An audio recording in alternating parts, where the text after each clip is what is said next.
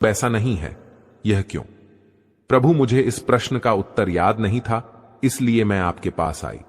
कृपया मुझे इस प्रश्न का उत्तर बताएं। श्री कृष्ण कहते हैं, हे देवर्षि, तुम्हारा यह प्रश्न समस्त स्त्री जाति के लिए अत्यंत महत्वपूर्ण है। अगर तुम इस प्रश्न के उत्तर को जानना चाहते हो तो ठीक है, मैं तुम्हें एक कथा सुनाता हूं। तुमको इस कथा के माध्यम से पता चल जाएगा कि किस वजह से अब स्त्रियों का बच्चा पैदा होते ही चल नहीं पाता है। तब देवर्षि नारद कहती है कि प्रभु, मैं इस कथा को पूरा सुनूंगी। कृपया आप कथा को सुनाए दोस्तों।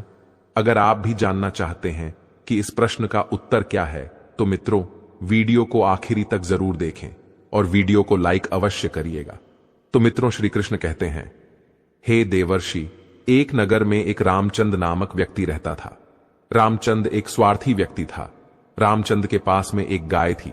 वह गाय दूध देती थी और रामचंद उस गाय को हरा भरा चारा खिलाकर उसका दूध निकाल करके उस दूध का बिक्री किया करता था।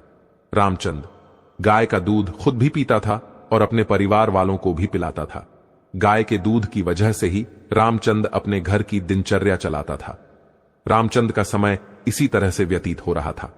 कुछ दिनों के बाद एक समय ऐसा आया कि जब रामचंद को गाय ने दूध देना बंद कर दिया।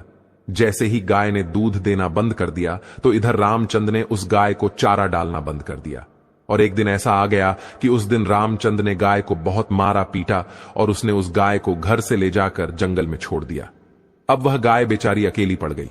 बेचारी अकेली जंगल में इधर उधर घूमती फिरती है और एक दिन जंगल में बने एक मंदिर के पास में पहुंचती है और भगवान से विनती करते हुए कहती है, हे भगवान, मैं आपसे यह नीति करती हूं कि हमें गाय की योनि में डालकर कितना गलत काम किया है।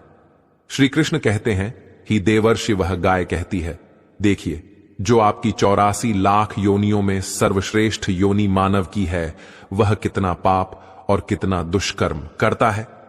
वह गाय आगे कहती है, जब तक मैं दूध देती रही तब तक उस व्यक्ति ने मुझे अपने घर पर रखा, हरा भरा चारा खिलाया।